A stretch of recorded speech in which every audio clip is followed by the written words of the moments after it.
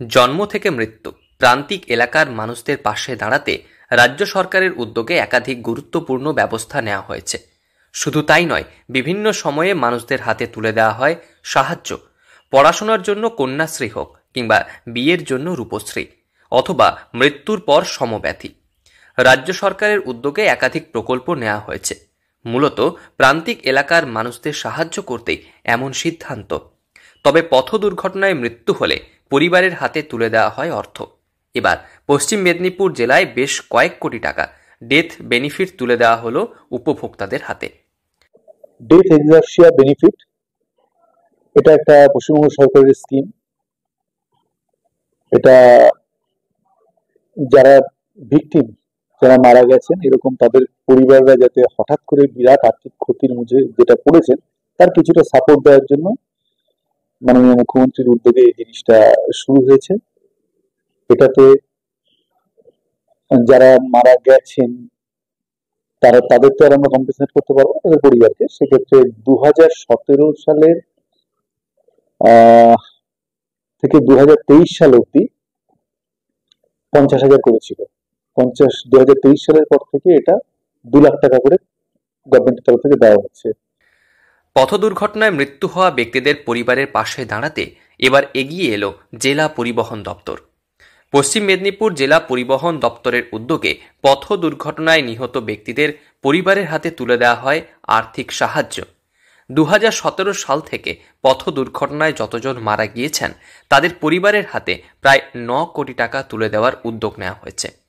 ইতিমধ্যেই প্রায় শতাধিক পরিবারের হাতে আর্থিক সাহায্য তুলে দেওয়ার উদ্যোগ নেওয়া হয়েছে বলে প্রাথমিক পর্যায়ে জানা গিয়েছে। মারা গেছে না, এখনো পাইনি। আজকে আসতে বলেছিল, আসছি। জমা এখনো ডাকেনি। আমি থানা থেকে আমাকে কাগজ দিয়েছি। মুক্তা মল্লিক। প্রসঙ্গত, পথ দুর্ঘটনায় মৃত্যু হলে তাদের পরিবারের আর্থিক সাহায্যের ব্যবস্থা করেছে রাজ্য সরকার। রাজ্য সরকারের উদ্যোগে সরকারি প্রকল্প ডেথ এগ্রেসাইয়া বেনিফিটের মধ্য দিয়ে উপকৃত হয়েছেন বহু মানুষ। বিভিন্ন সময়ে পথ দুর্ঘটনায় মৃত্যু হয়েছে পরিবারের একমাত্র রোজগারের। স্বাভাবিকভাবে তাদের পরিবারের পাশে দাঁড়াতে রাজ্য সরকারের এই মানবিক উদ্যোগ। পশ্চিম মেদিনীপুর জেলায় পথ দুর্ঘটনায় মৃত্যু হওয়া পরিবারের পাশে দাঁড়াতে এবং তাদের হাতে প্রাথমিক পর্যায়ে 2,19 লক্ষ টাকা তুলে দেওয়া হয়েছে বলে জানিয়েছেন জেলা পরিবহন দপ্তরের আধিকারিক সন্দীপ সাহা। সম্ভব হয় 2017 সাল থেকে সমস্তগুলো কালেক্ট করেছি। কালেক্ট করে মোট দেখা গেল 476টা মতো পেন্ডিং হয়ে রয়েছে। আমি এই জেলাতে জানুয়ারি মাসে এসেছি, মানে লাস্ট 2024 জানুয়ারি। তার আগে ওগুলো ছিল, তো সেইগুলোকে আমরা চেষ্টা করছি যাতে ডিসবার্স করা যায়, এবং সেক্ষেত্রে আমরা বিভিন্ন থানার মাধ্যমে আমরা সার্ভ করেছি।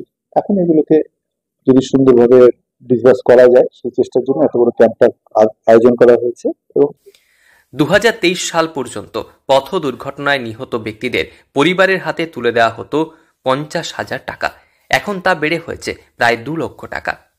বিভিন্ন নথিপত্র খতিয়ে দেখে তাদের সরাসরি ব্যাংক অ্যাকাউন্টে পাঠিয়ে দেওয়া হবে এই সাহায্য।